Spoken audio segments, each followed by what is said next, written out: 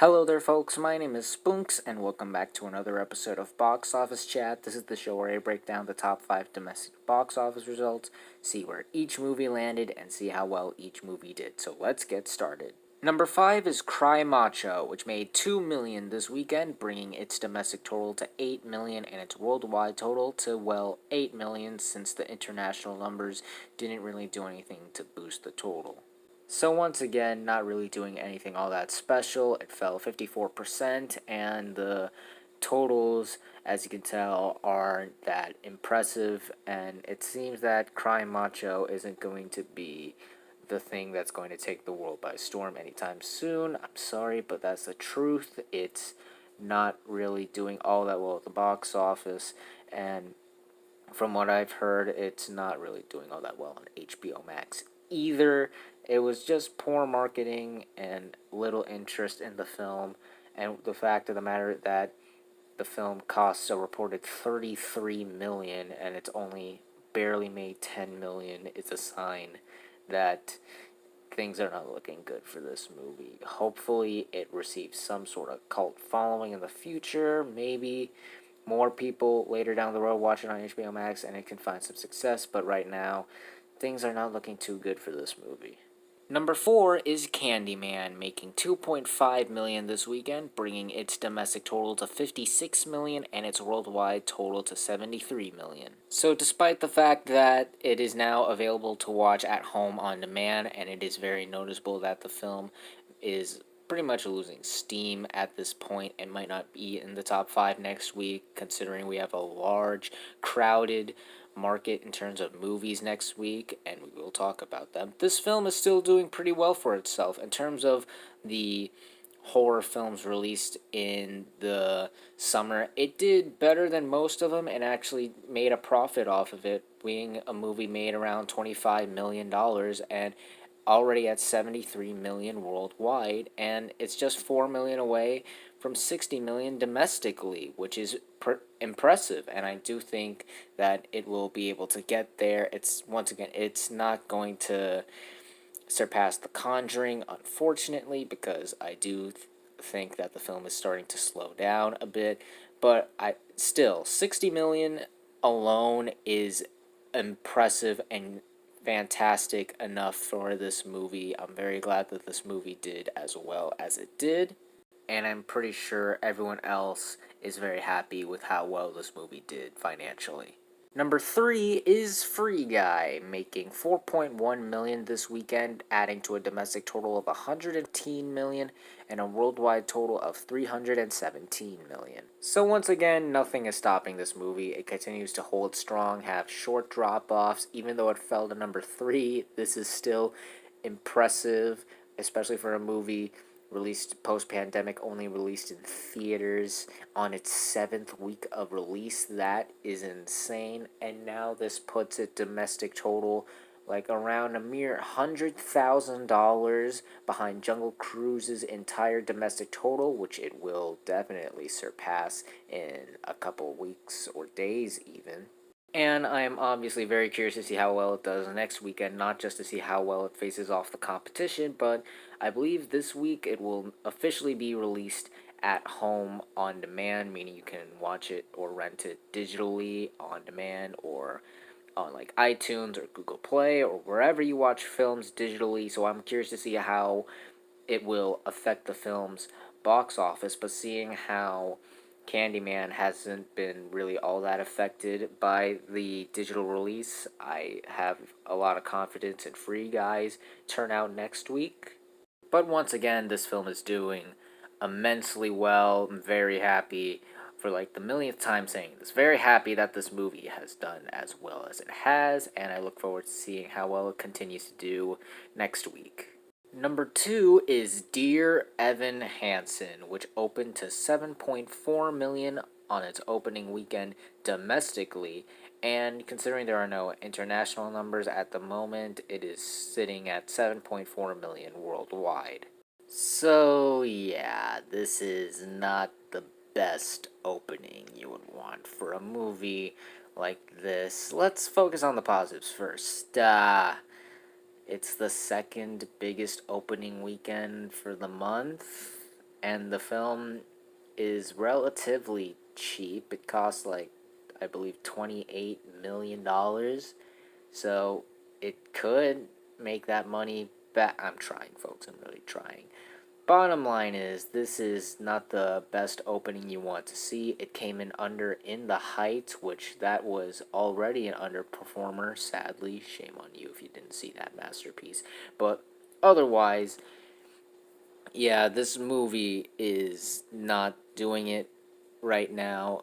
I didn't really see it doing all that well, to be honest.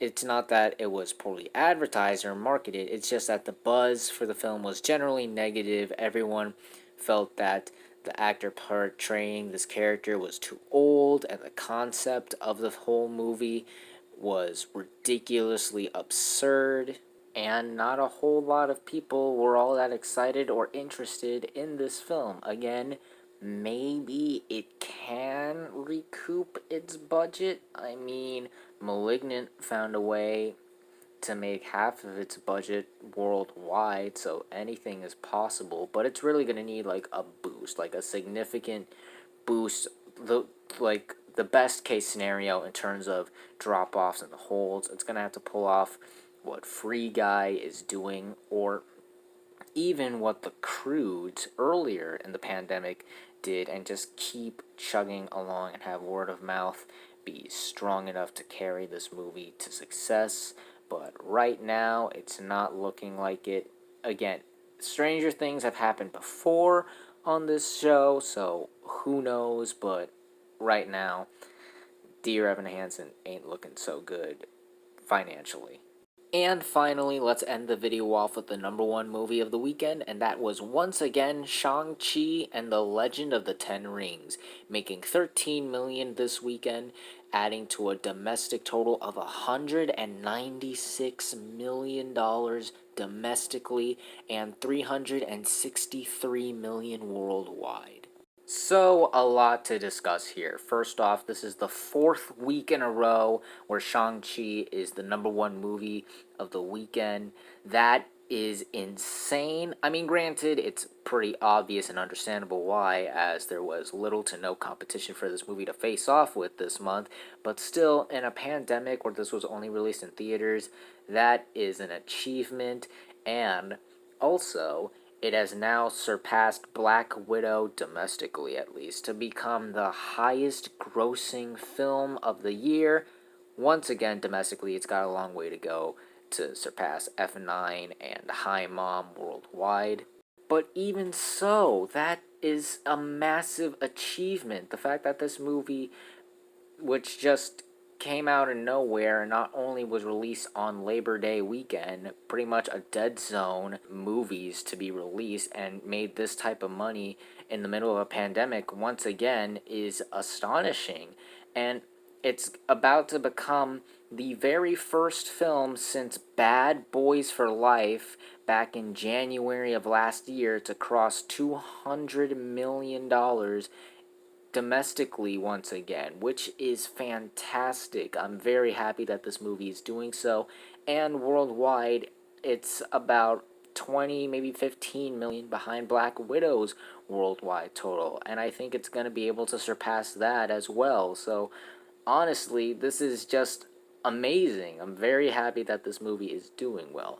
That being said, I am curious to see how it will do this weekend, because we'll talk about a little more in a couple minutes or so, but it is a crowded weekend and we've got a big tentpole release hitting theaters that I'm guaranteed is going to steal some of this movie's audience away from it. So I'm curious to see if it will still be able to maintain the strong hold it's been having and how well it will do this weekend. But even still, the fact of the matter is, this film is a gigantic hit. It's made well over its $150 million budget. It's about to cross $200 million domestically, and it's about to surpass Black Widow worldwide. It's just doing really well, and I'm very happy that it's doing so. So good on you, Marvel. Good on you, Shang-Chi. You were a big hit, and I look forward to seeing how well you keep doing for the remainder of your theatrical run.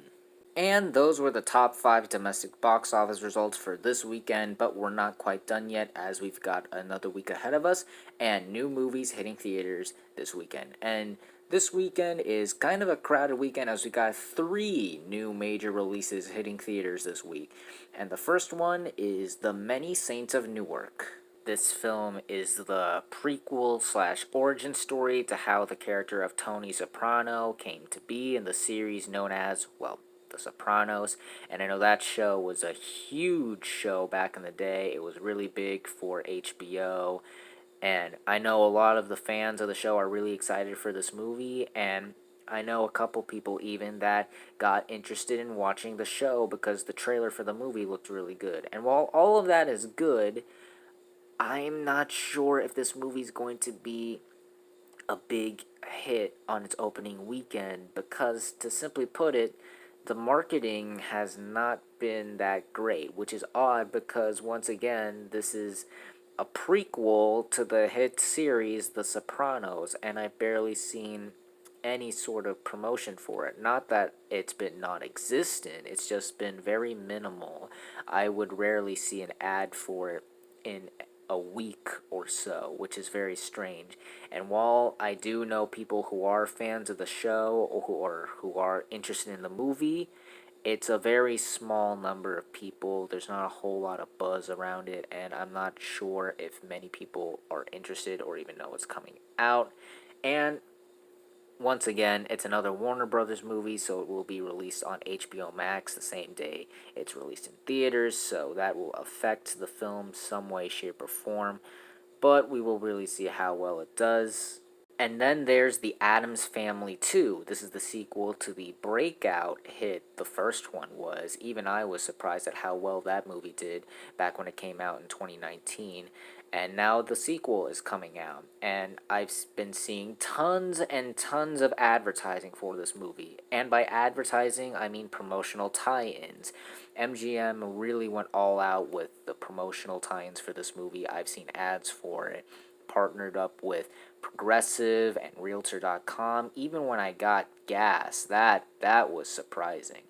And seeing how it is coming out on the first day of October, I'm sure families are interested and excited to get into the Halloween spirit, so they'll have this movie to treat themselves and their kids to see that and get into the spirit of the holiday with it coming out so early in the month. But there is kind of a downside. It is another movie that is doing a simultaneous release strategy, but not the way you'd think. It is going to theaters, but in terms of a digital release, it's not going to be sent to some random streaming service and released for free on there.